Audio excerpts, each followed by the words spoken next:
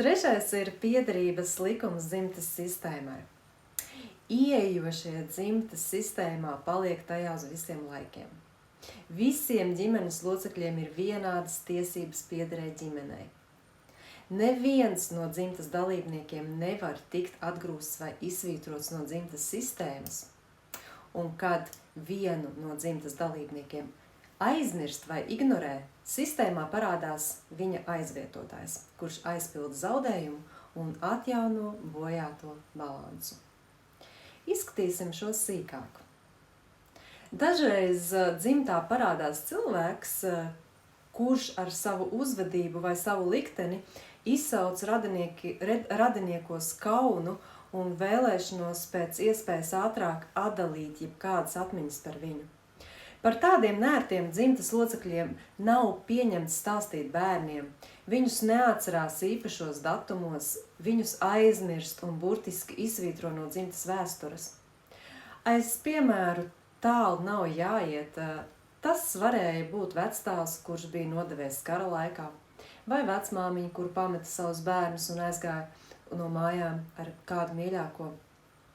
Bezatbildīgs tēvots alkoholiķis, kurš nodzēra sirdsapziņu un pēdējos grašus, aizbraukuši uz citu valstu radinieki, disidenti, represētie radinieki, abortātie bērni un bērni, kuri nomira zīdaiņu vecumā.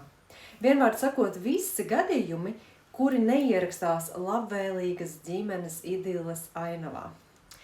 Tik daudz ir to, ko mēs vēlamies aizmirst. Tik daudz ir to, kā priekšā mums ir kauns. Tik daudz ir to, par ko mums ir kauns. Bet dzimtes piederības likums skan tā: ienākošie dzimtes sistēmā paliek tajā uz visiem laikiem. Mūsu dzimta ir mūsu liktenis, kas dots mums no augšas, un mums nav tiesības izsvītrot nevienu no dzimtes dalībniekiem. Mūsu uzdevums ir pieņemt savu dzimti kā velti, iemācīties izdabūt mācības no grūtām vēsturēm un piepildīt savu ģimeni ar mīlestību un pateicību. Lielāko daļu iedzimtu slimību iemesls ir dzimtas sistēmas scenāriju atkārtošanās un slēpjas tieši izslēgto radinieku sfērā. Tas, kas kaut kad tika paslēpts no apkārtējo acīm, sprauksies uz āru, lai no jauna iegūtu savu vietu dzimtā. Nomācošs, nepatīkams ģimenes noslēpums, daudzgadējs smagums no rūpīgi slēptiem grēkiem, rūpīgi izsvītrotās no atmiņas krāpšanas, abortētie bērni, noziegumi, pašnāvības, vienvārds sakot, visi dzimtes skeleti skapī var transformēties hroniskās slimībās, bailēs, neirozēs, grūtībās attiecībās, seksuālās problēmās un daudz kur citur. Piemēram, puisēns, kas izaudzis ģimenē, kuru priekšroka tika dota aizmirst par tēvots alkoholiķi, zemapzinīgi uzņemsies uz sevis viņa lomu, lai atkal dotu iespēju atrisināt šo dzimtes uzdevumu. Viņš tieši tāpat kā tēvocis sāks lietot alkoholu, dzīvos viegliprātīgi un detaļās atkārtos tēvoča likteni, turklāt viņš nebūtu var neko nezināt par savu senča likteni. Viņš vienkārši ir dzimtas pilnvarots pabeigt senča iesākto. Vai, ja sieviete pārtrauc savu pirmo grūtniecību ar abortu, bet pēc tam dzemdēja, piedzimušais bērns var ieņemt uz sevis tā lomu, kurš tika atgrūsts. Viņš it kā aizvietos savu nogulināto brāli vai māsu un dzīvos nevis savu, bet viņa vai viņas dzīvi. Viņš uzņemas uz sevi atbildību par taisnīgumu un balansu atjaunošanu dzimtes sistēmā. Ja ģimenē noraida un kritizē dzimtes nevēlamas locekļus, bērni intuitīvi jūt, ka viņus mīlēs tikai dēļ kaut kā laba, bet grūtību gadījumā no viņiem atteiksies un kritizēs. Kad vecākie nepieņem un kritizē citus dzimtes locekļus, tas rada bērniem bailes, saspringumu, mākslīgu uzvedību, aizvainojumus, pretenzijas un tā tālāk. Jebkuram dzimtas loceklim mūsu ģimenē, pat pašam lielākajam noziedzniekam, ir jābūt savai vietai dzimtā un radinieku sirdīs.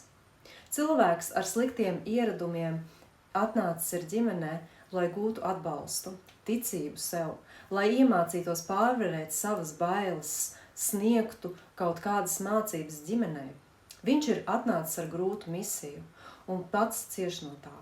Un ja ģimene viņu noraida un atgrūž, nepieņemot viņa likteni, viņam var nepietikt pašam savu spēku, lai labotos. Un tad viņam palīgā nāk mazākie dzimtas sistēmas locekļi. Viņi uzņems uz sevi atbildību par atraidīto dzimtas locekļu problēmu risinājumu, novirzot savu likteni attiecīgā veidā. Bet dažreiz kādu no radiniekiem burtiski izslēdz tāpēc, ka viņš ir pārāk labs priekš visas ģimenes, piemēram, kosmonauts, diša varonis, pazīstams politiķis. Jā, ģimene ar viņu, protams, lepojas, par viņu ar baudu stāsta, izmanto viņa slavu, bet darot to translē, ka viņš nav tāds kā mēs, nav mūsu lauka oga. Viņš ir dīvains, lai arī dišs. Mūsu ciemā tādu nav. Tad kāds no mazākajiem uzņemas uz sevis globāli atbildīgu uzdevumu arī kļūt par dižu, lai dotu savam slavenajam sensim būt par savu priekš ģimenes. Turklāt to darot, viņš vilks šo nastu ar lielu negribēšanu un nogurumu. Priekš dzimtas sistēmas katra dalībnieka ir svarīgs katrs radinieks, un ir svarīgi nevienu nezaudēt. Ja katram dzimtas loceklim ir dota sava vieta, visa dzimtas sistēma attīstās harmoniski un laimīgi. Piederības likums ir cieņas un pieņemšanas likums. Mums ir jāpieņem savs personīgais liktenis un visu savu radinieku liktenis kā velti no augšas ar pateicību un uzticēšanos.